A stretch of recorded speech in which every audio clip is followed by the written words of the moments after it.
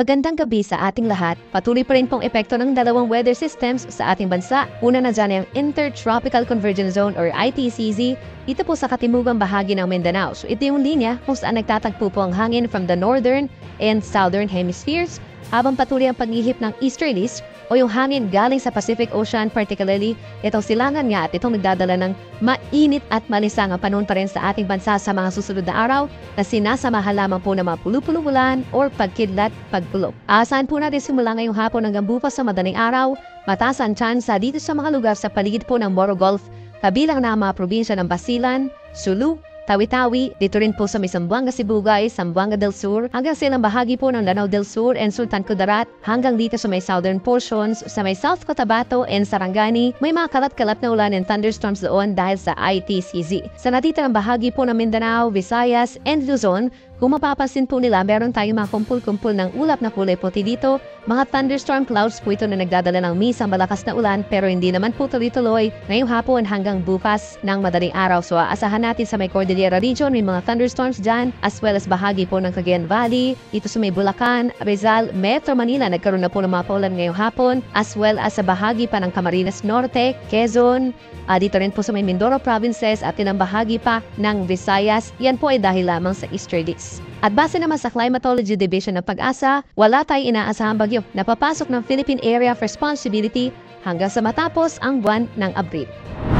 Bukas naman po Thursday, April 25, makakaranas pa rin ng epekto ng easterlies ang malaking bahagi ng Luzon. Kung kahapon at ngayon meron tayong mga thunderstorms na inatatala, posibleng kakaunti na lamang po ay magkaroon ng mga thunderstorms pagsapit po ng hapon, particularly ang parte ng Cordillera region and Cagayan Valley. At dito sa Metro Manila, maaaring mas mababa ng bahagya na yung chance na magkakaroon pa tayo ng mga pagulan as well as parts of Central Luzon and Calabarzon. Iiral pa rin yung bahagyang maulap at madalas maaraw na umaga hanggang sa tanghali at pagsapit ng hapon, partly cloudy to cloudy skies at meron lamang mga isolated na pagbulat. Sa Metro Manila by tomorrow mula 26 hanggang 35 degrees Celsius, yung air temperature natin, yung temperatura ng hangin, habang sa Baguio naman po may kalamigan pa rin mula 17 hanggang 27 degrees Celsius. But if we are talking of the heat indices, magiging mataas pa rin po.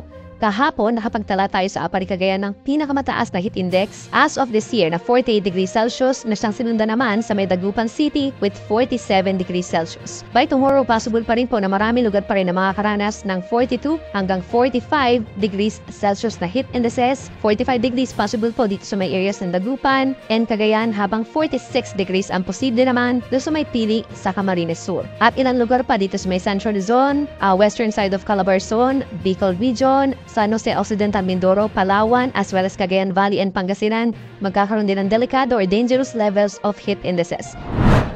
Sa ating mga kababayan naman po sa Palawan at malaking bahagi ng Visayas, by tomorrow makakaranas pa rin ng fair weather conditions. So ibig sabihin po, maaraw sa marami pagkakataon at makakaranas pa rin ng mainit at malisangan na panahon, lalo na sa tanghali. And then sa dakong hapon, maraming lugar ang makakaranas pa rin ng maaraw na panahon at kukunti na lamang po yung mga lugar kung meron man sa may Eastern Visayas ang meron mga isolated na pagulan or pagkidlat, pagkulog.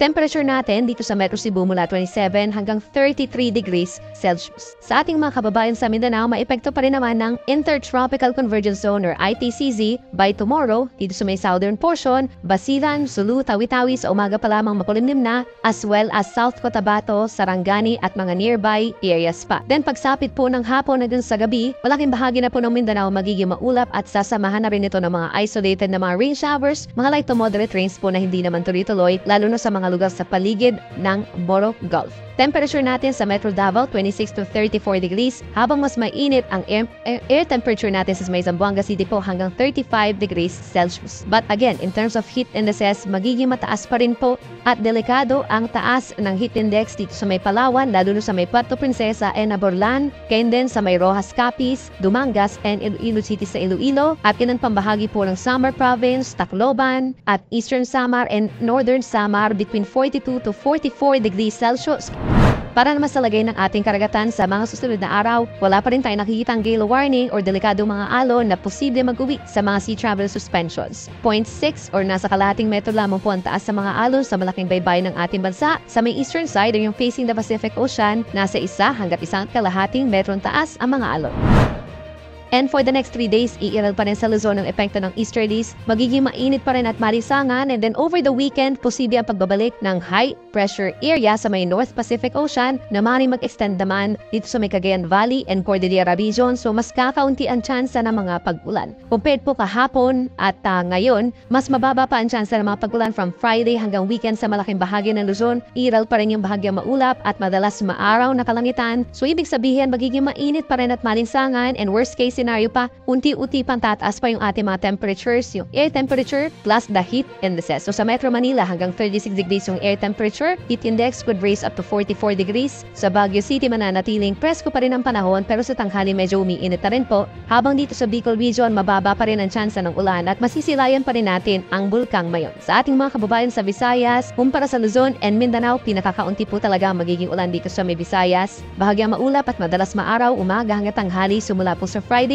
hanggang sa weekend. Meron lamang tsansa ng mga isolated na ulan lalo sa may eastern portion of Visayas, pagsapit po ng hapon hanggang sa gabi, as well as the northern portion of Panay Island. At panguli sa ating mga kababayan dito sa Mindanao, pagsapit po bukas may mga lugar sa eastern portions sa may Davao region and Caraga region ang ugulanin. Epekto po yan ng ITCZ pa rin or Intertropical Convergence Zone. Pero pagsapit ng Sabado, malaking bahagi ng Mindanao magkakaroon ng paulan. Umaga pa lamang sa may Davao region, Caraga region and Sofsabgen ang ugulanin. Then mas marami lugar pa po sa Mindanao or halos buong Mindanao pagsapit ng Sabado ang magkakaroon ng pagulan. So kung lalabas po ng bahay ay magdala po ng payong. Then pagsapit ng Linggo mababawasan muli yung mga pagulan. At tanging dito pa rin sa may Davao region, Sofsabgen, Bangsamoro region and Zamboanga Peninsula ang ugulanin dahil pa rin sa Intertropical Convergence Zone.